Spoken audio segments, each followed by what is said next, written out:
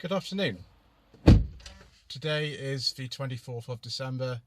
The lighting is not cooperating again, which is rather annoying. It's always a bit difficult to film in this car, but here we are, so we better get on with it, I suppose.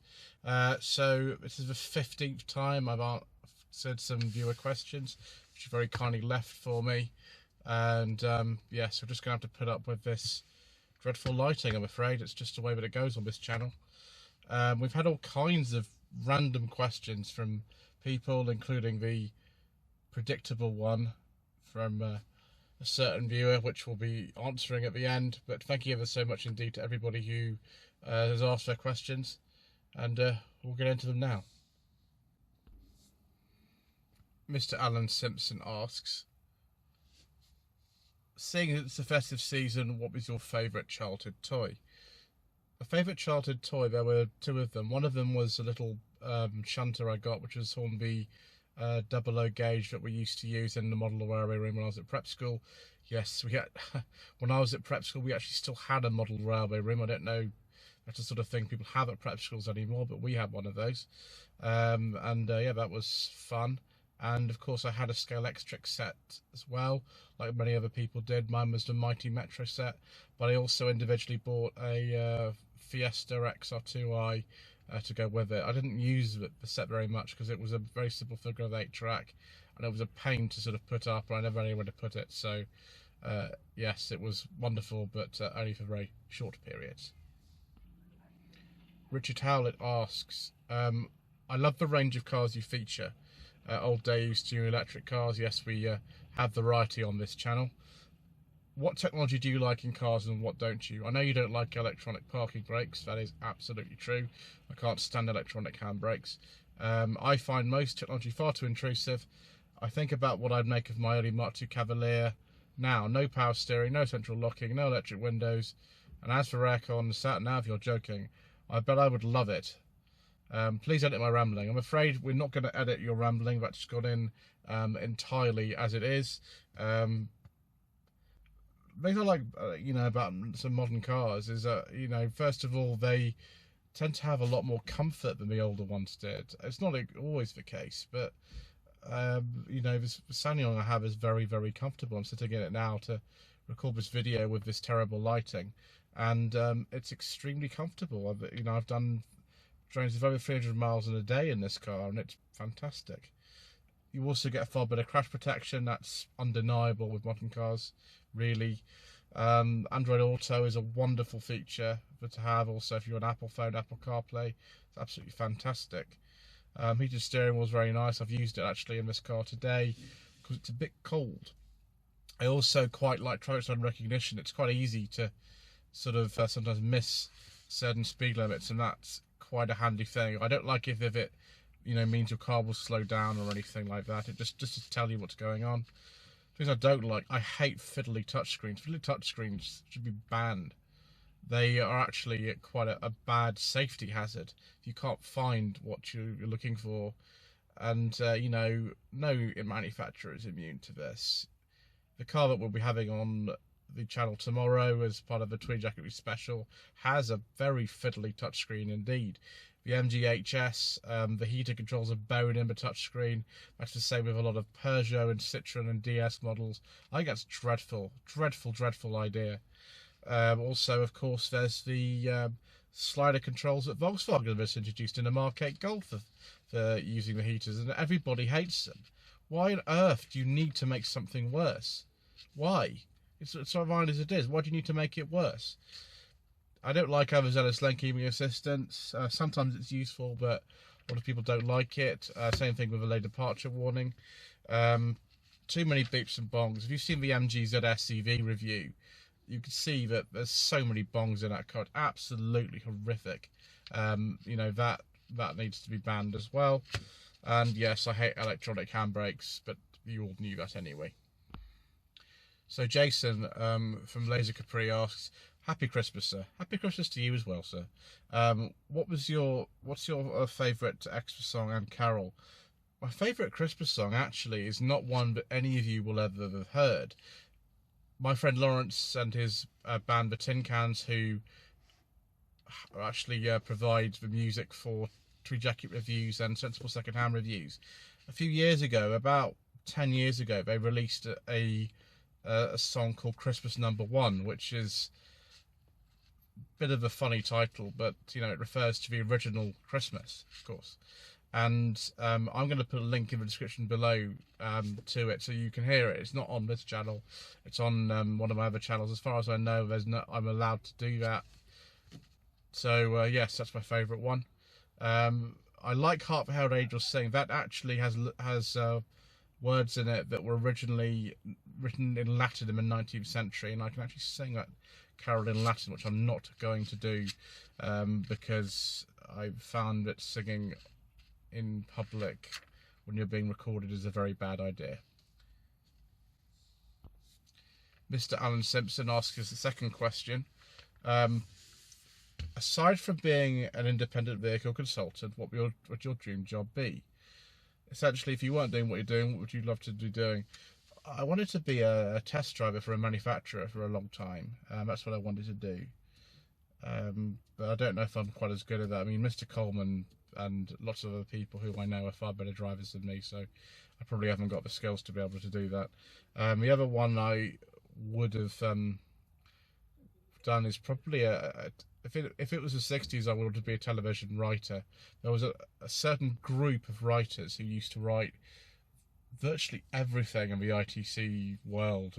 There were a very small group of them used to write everything, and that would be interesting.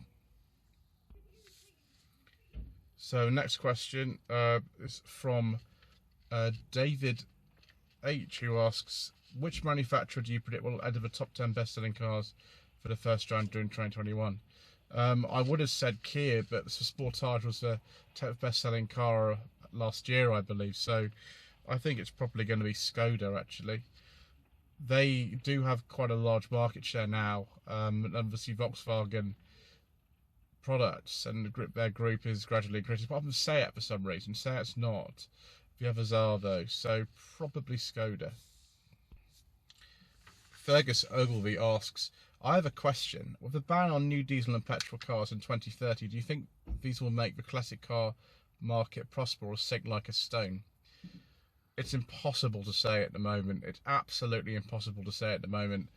One of the things that you have to bear in mind is the electrification of classic cars costs at least £25,000 at the moment. It won't in the future, but that's how much it costs, and it is rather a lot of money. So, yeah, I don't know. Petrol will probably become more expensive because, there's fewer cars that need it, so the oil companies have to get their money back some way. Apart from that, I absolutely no idea. It's really difficult to say. Obviously, owning a petrol car will probably become a bit more difficult in terms of tax and things, but apart from that, they'll still sell petrol, I think. Yeah, for, I don't know, 50 years, 100 years. We drive cars all the time. They're over 50 years old in this country, so I suppose we'll have to keep it, won't they? Adam Toms asks, seasoned greetings. My question is, out of the brands we've lost over the last 20 years or so in this country, Reliant, Infiniti, Saab, Rover and Chevrolet, which one would you like to come back and why? I think I'm going to have to say two. Infiniti, nobody even knew they were over here really. Reliant, I wasn't too keen on what they were making towards the end. Some of the stuff they made in the 60s, 70s was very interesting, but towards the end, it's better. The lighting's improved. Excellent. Yeah, they weren't so good towards the end, really. It was mainly just variations on the Rialto and Robin. Much more interesting for me would be Rover and Saab. Chevrolet, I don't think quite cut the mustard like a lot of some of these Korean brands. Really, we've only had two very successful Korean brands in this country, that's Hyundai and Kia. SsangYong seem to be in a little bit of bother at the moment because they are in receivership. It's not the end of them, and we'll talk about this next week, and please don't keep telling me that they're in receivership because I already know. So Chevrolet, not really. Oh gosh, the lighting's gone bad again. Anyway, Rover. The reason Rover aren't actually in the market anymore, even though really kind of effectively that MG5 EV should have been sold as a Rover, I think, is because MG don't own the rights to the brand anymore. The rights are, I believe, are owned by Tata, who wanted to keep, Land Rover sort of sacrosanct thing, and so having another brand out there called Rover, which was owned by BMW back in the MG Rover days, actually. They actually only licensed it from BMW. That car should have really worn the Rover name rather than MG. The brand were a very good pairing, actually, in many ways back in the day, and they could be now, but they don't have the rights to it. So the Roway or Rovi EI5 that the MG5 EV is based on, that sounds suspiciously similar to the Rover name, and also the badge that they use for Rovies or Roways is about as close as you can get to a Rover badge without getting sued. In fact, the German word Löwe, which means lion, is spelt exactly the same way as Rovi or Roway. And if you Löwe, then you put an R at the beginning, it becomes Röver, which, someone's been very clever about that. But there is a sort of a place, I think, for those. And, the MG5 EV would be an example of something that could be sold under the Rover name. I don't see why not. Some of the other things probably could be as well. And, keep the brand separate as they used to do. Saab, I think, had a very loyal and passionate following. The only thing is, rather like Volvo, they engineered their cars to such an extent differently from their parent company that it just never could make any money, and that was really a problem. Volvo then had a big investment from Geely, who owned them now, and Geely are doing very well with Volvo, but Saab never had the same sort of luck with General Motors. But I'd like to see their cars come back. Absolutely, they'd probably all be electric knowing these days, but there we are. Jonathan Bramble asks, just wondering, is there anything you particularly see on a car, or anything that annoys you? Referring to Ian Seabrook, yes, we talk about Ian Seabrook a lot, don't we? And his love for pantograph wipers and the disdain for a triangle of doom. I really don't like very poor visibility in a car if it's not fitted with parking sensors or reversing camera. Doesn't matter what car it is or how old it is. I really hate poor visibility, and also bad mirrors. I mean, this SsangYong's got terrible rear visibility, but it's got parking sensors and reversing camera, so that's fine. But the mirrors are enormous on this car, and that's a really good thing. The crummy little mirrors used to get onto like a Metro were pretty hopeless. Actually, pretty hopeless. So I don't like those so much. I also don't like cars that are really stripped out for the time. Sort of poverty spec. I really just don't like it. Ian Seabrook loves poverty spec cars. I just don't. I would much prefer to drive the luxury version of whatever it is I've got. I just would prefer that. It's just the way that I am. You'll notice both the cars we have are the top trim level of actually how they came when they were new. So that says something about it. What do I like? Dark green or dark blue paint and a beige leather interior. I really like those things in a car. Doesn't matter how old it is or how new it is. JDN Rotterdam from the Netherlands asked this question. Do you see the 1990 or 1998 Mazda 66 or any type of that sort of model in your area? And would you do no budget reviews on one? Well, yes, of course I would. I used to have a 1998 Mazda 66 to the GSI. It was the first car I ever took to Santa Paul in 2017, but this is, pre-YouTube channel days, and so you never would have seen it. They're very hard to get hold of now. There's not many left, and I absolutely would love one. Probably go up from the GSI to the GXI, because the GSI had a really horrible kind of 90s platinum velour interior. The GS, I think, had a leather interior. Apart from that, yeah, they're pretty good cars, to be honest. Mr. Andy G asks, do you think car manufacturers are investing too much in electric vehicles, and would it be better off looking into hydrogen fuel cell vehicles as well? hydrogen's a bit of a catch-22 because the cars themselves cost about £65,000 new in this country, and there are very few filling stations. But you know, a lot of people say they'd like one, and I'm one of those sort of people. I really would like something like that. I like the idea of just being able to just recharge it and go, just like a petrol car. But you know, the cars are so expensive, so the infrastructure. So the infrastructure's waiting for the cars to sort of be more popular, and the cars are waiting for the infrastructure to be, you know, more widespread. So we're a bit stuck in that regard. And you know, in the meantime, we've got to have electric cars because they are an awful lot cheaper to make.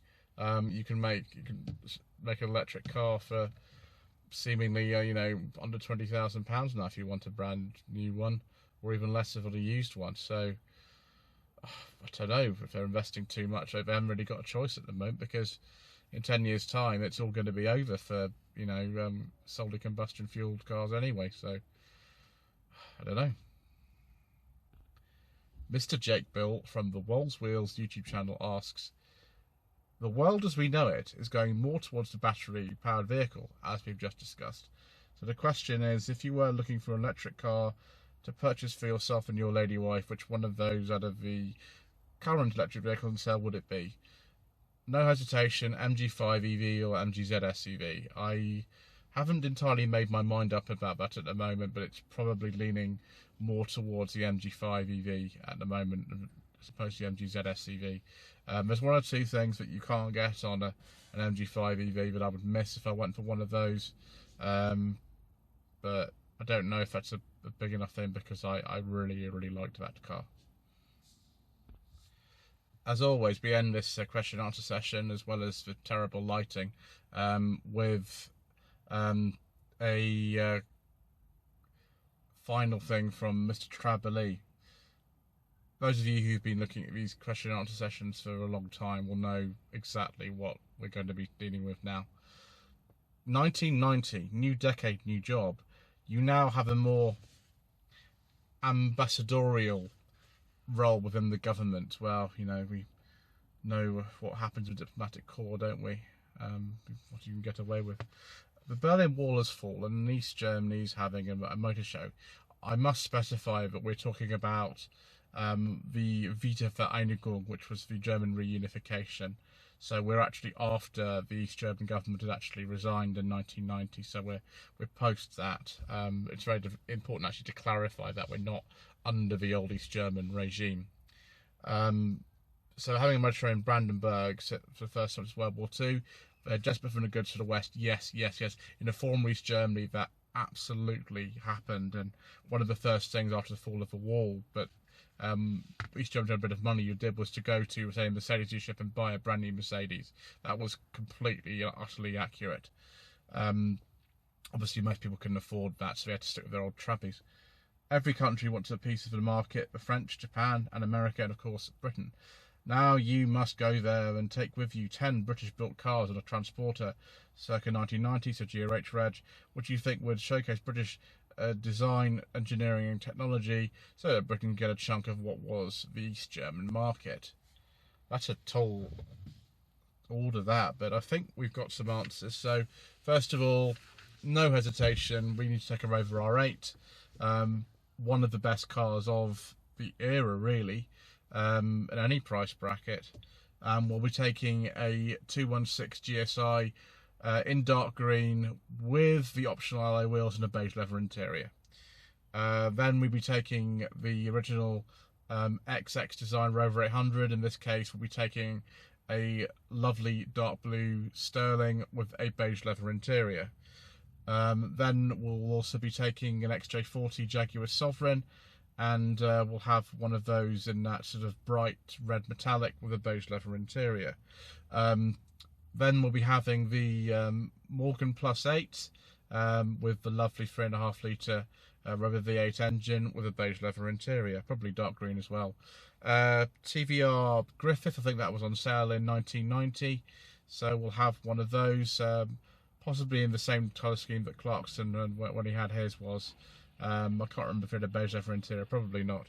Then we'll be having a Rover Metro. We'll have the 114 GSI I don't know what colour we'll have that in, but we'll definitely be having a beige leather interior. Then we need the Lotus Esprit, this is a pretty woman type. We get away with that, probably the black leather interior, I think. Maybe in silver, like Richard Gere. Then we'll be having a Cavalier 2-litre CD. Those were built in Luton to some extent, so we'll have one of those. I think I prefer the hatchback, so we'll have one of those. The V6 wasn't out yet, so it has to be a 2-litre. Obviously, we'll be going for that beige leather interior, maybe a grey one, I don't know. Then we'll be needing the Nissan P10 Primera. That was brand new at the time. I think we'll go for the EZX or EGT. I can never remember which one was first. And we'll go over that in black. I think we'll have a black leather interior. And then the Lotus Elan M100 had been launched the year before in '89. And obviously we'll have one of those. Hopefully the build quality will actually hold up under German scrutiny. But I think that's a nice little selection of cars to take over for the expo. So there we are. I do apologise once again about this terrible lighting. Yeah, it's just the way that it goes on this channel, I'm afraid. So Merry Christmas to you all. There is a Tweed Jacket Reviews Christmas special coming out tomorrow. And there's also a live video which will be on the 27th of... no, sorry, not 27th. The 28th of December. We'll probably go for the same time as before. We'll go for 8 PM. Since that seems to work for some people. I can't think of sort of any other time. No one just suggested anything, so we'll just go for the same time as before. But thank you ever so much indeed for watching. Please don't forget to subscribe to the channel so to be informed of more of what's coming up. Don't forget to like this video and to leave a comment below. And I shall see you tomorrow for the Tweed Jacket Reviews Christmas special.